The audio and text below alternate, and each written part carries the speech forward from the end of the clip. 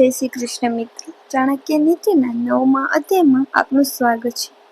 જેને આંખો જ નથી એવા અંધને દર્પણથી શું ફાયદો થવાનો? શાસ્ત્રો રૂપી દર્પણમાં તેવું જ દર્શન કરી શકે જેઓની પાસે બુદ્ધિ રૂપી આંખ હોય. અમૃતની જેમ સ્વીકારી લે.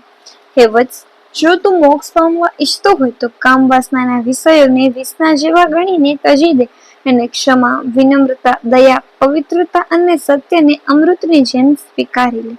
દુઃખ કે સંકટમાંથી મુક્તિ એ જ દુનિયામાં મોક્ષ છે. ઉપર આસમાનમાં બીજો કોઈ મોક્ષ નથી અને દુઃખમાંથી મુક્તિ તો થાય જ જો મનુષ્ય ઝેર જેવી બાબતો ત્યજી દે અને અમૃત જેવી બાબતોનો સ્વીકાર કરે. સર્વ પ્રકારની ઈચ્છાઓ દુઃખનું કારણ બને છે. એમાં પણ કામ વાસના સૌથી પ્રબળ ઈચ્છા છે. આવી ઈચ્છાઓ પૂરી કરવા માણસ આંધળી દોટ મૂકે છે. કોઈ વાર ઈચ્છા પૂરી થાય તો એને ક્ષણિક સુખ મળે, પણ ઈચ્છાઓ તો અનંત છે. એ એક પછી એક ઊભી થયા જ કરે. મિર્ઝા ગાલિબે ઠીક કહ્યું છે, હજારો ખ્વાહિશે એસી કે હર ખ્વાહિશે મેં દમ નિકલે, બહુત નિકલે મેરે અરમાન લેકિન ફિર ભી કમ નિકલે. સંસારના વિષયોમાં વિષ છે માટે તેને તજવા, અને દયા, પવિત્રતા, પ્રેમ અને જેવા સદગુણોમાં અમૃત છે માટે તેને ભજવા. ગુપ્ત વાત જાહેર ન કરવી.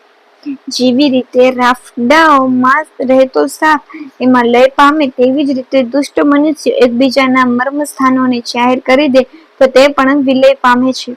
કોઈ મર્મ સ્થાનો, ગુપ્ત વાતો કે રહસ્યોને જાહેર ન કરવા જોઈએ, કારણ કે એમ કરવાથી એનું રહસ્ય જાહેર થઈ જાય છે. તે વ્યક્તિને ભારે હાનિ થઈ જાય છે અને કોઈ વાર જાનહાનિ પણ સંભવ છે. પરંતુ દુર્જનોનો આવો સ્વભાવ છે, તો એકબીજાના રાયના દાણા જેવા દોષોને મોટા કરીને જાહેર કરતા ફરે છે. પરિણામે એકબીજાને ભયંકર નુકસાન કરે છે. જેવી રીતે સાપ રાફડામાં છુપાયેલો રહે, તેમ રહસ્યને પણ ગુપ્ત રાખવું જોઈએ. તર્ક ન કરો, સ્વીકાર કરો. વિધાતાએ સોનામાં સુગંધ, શેરડીના સાંઠાના ફળ, ચંદનના ઝાડમાં પુષ્પો, વિદ્વાને ધનવાન અને રાજાને દીર્ઘાયુ નથી કર્યા. તેથી એમ પણ લાગે છે કે પ્રાચીન સમયમાં વિધાતાને બુદ્ધિ આપનારો કોઈ નહીં હોય. કવિઓ અને ચિંતકો કલ્પનાઓ કરીને વિધાતાની ભૂલો શોધી કાઢે છે. વિધાતાએ મહાસાગરનું જળ મીઠું શા માટે ન કર્યું? ચંદ્રમાં કલંક શું કામ રાખ્યું? સાચા મોતી દરિયાના તળિયે જ શું કામ સંઘર્યા? ગુલાબમાં કાંટા શા માટે બનાવ્યા? આ શ્લોકમાં થોડી વધારે કલ્પના કરી તો સોનામાં સુગંધ, શેરડીના સાંઠામાં સરસ ફળો, ચંદનના ઝાડમાં ફૂલો વગેરે બનાવ્યા હોત તો કેવો આનંદ થાત. પરંતુ આ વિચારવા માણસની આશાઓ જ પ્રગટ થાય છે. સોનામાં સુગંધ બનાવી તો પણ માણસ એમાં ભૂલ કાઢત.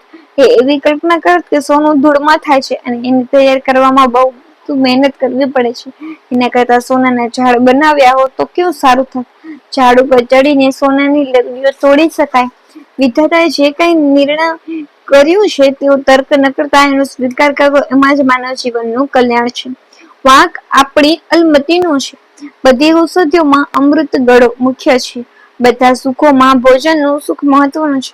બધી ઇન્દ્રિયોમાં આંખ ઉત્તમ ઇન્દ્રિય છે અને બધા અંગોમાં મસ્તક સર્વોત્તમ છે. આગળના શ્લોકમાં વિધાતાનો વાંક કાઢવામાં આવ્યો, પરંતુ વાંક વિધાતાનો નથી, વાંક આપણી અલમતીનો છે. વિધાતા તો સર્વશ્રેષ્ઠ સર્જક છે. એના સર્જનમાં કોઈ ખામી હોઈ શકે નહીં. ખામી તો આપણા અણગમામાં છે. ઈશ્વરનું જે સર્જન આપણે ગમે તે સારું ને ગમે તે ખરાબ. વિધાતાએ જેટલી વનસ્પતિ ધરતી પર સર્જે છે તે તમામ કોઈને કોઈ ઔષધીય ગુણ મૂક્યો છે, એટલે તો વનસ્પતિને ઔષધિ કહેવામાં આવે છે. આ બધી ઔષધિઓમાં અમૃતા એટલે ગળો સર્વશ્રેષ્ઠ. અમૃત ના એના ગુણો છે, તેનું નામ પડ્યું છે અમૃતા. ગળો રસાયણ છે. એ ઔષધ રોગ અને જરા કડપણ દૂર કરે અને મનુષ્યને સંપૂર્ણ સ્વચ્છ બનાવે તે રસાયણ. સર્વ સુખોમાં ભોજનનું સર્વોત્તમ છે. ઇન્દ્રિયોમાં આંખ ઉત્તમ અને સકલ અંગોમાં મસ્તક ઉત્તમ. આખા શરીરમાં સૌથી વધારે મહત્વના અંગો મગજ, આંખ, કાન, નાક, જીભ વગેરે મસ્તકમાં છે. તેથી તો સંસ્કૃતમાં મસ્તકને ઉદ્દમાઢ કહેવાય છે. જ્યોતિષ વિદ્યા એટલે નક્ષત્રોના શાસ્ત્રનું જ્ઞાન. આકાશમાં કોઈ દૂત જતો નથી કે ત્યાં કોઈ વાતચીત થઈ શકે એ પહેલા કોઈ એ અંગે કહ્યું નથી કે કોઈની મુલાકાત થઈ નથી. આમ છતાં આકાશમાં રહેલા સૂર્ય તથા ચંદ્રના ગ્રહણની નિશ્ચિત બાબત જે જાણી શકે છે તે ઉત્તમ બ્રાહ્મણ વિદ્વાન કેમ ન ગણાય? આ શ્લોકમાં જ્યોતિષ વિદ્યામાં એ પ્રવીણ હોય તેવા બ્રાહ્મણની મહત્તાની પ્રશંસા કરવામાં આવી છે.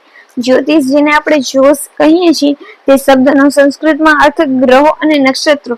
આ ગ્રહો અને નક્ષત્રોની ગતિવિધિ માનવ જીવન ઉપર અસર કરે છે. એવું હવે ભૌતિક વૈજ્ઞાનિક રીતે સિદ્ધ થયું છે. તેથી જ્યોતિષ વિદ્યા એટલે નક્ષત્રોના જ્ઞાનનું શાસ્ત્ર. બધા જ નક્ષત્રો અનંત આકાશમાં દૂર છે.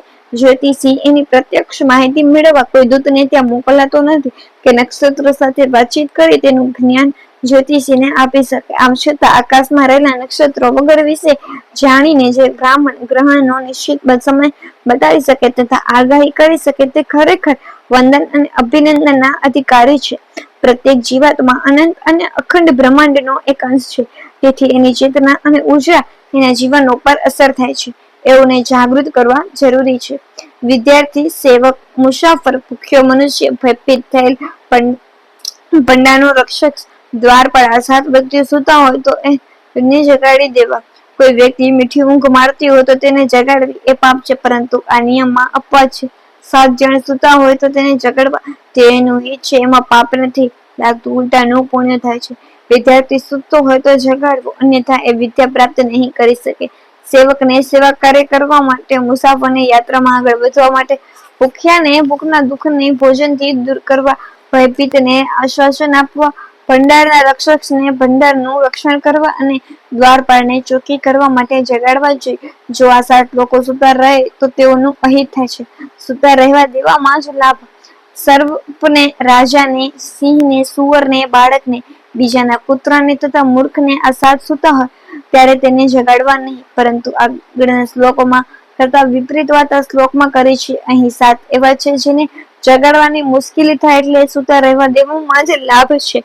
સર્પ ઊંઘતો હોય અને જગાડીએ તો એ છેછેડાઈને દસ દે, માટે એને ઊંઘવા દેવો. રાજા પણ સૂતો હોય ત્યારે એને જગાડાય નહીં. જો સૂતેલો રાજાને જગાડીએ તો એ શિક્ષા કરે, સિંહને જગાડીએ તો હુમલો કરે, સુવર પણ આક્રમણ કરે, બાળકને કુદરતી રીતે જ વધુ ઊંઘની જરૂર હોય છે. જો કાચી નિંદ્રામાંથી જગાડીએ તો એના સ્વાસ્થ્યને હાનિ થાય છે. મૂર્ખ સૂતા હોય તો તેને જગાડીએ તો એ ઝઘડો કરે, ને સૂતેલા કૂતરાને જગાડીએ તો એ કરડે. અંગ્રેજીમાં તો કહેવત છે, લેટ ધ સ્લીપિંગ ડોગ લાય, સૂતેલા શ્વાનને પડવા રહેવા દેવા. તો અહીં આ અધ્યાય પૂર્ણ થાય છે. જય શ્રી કૃષ્ણ.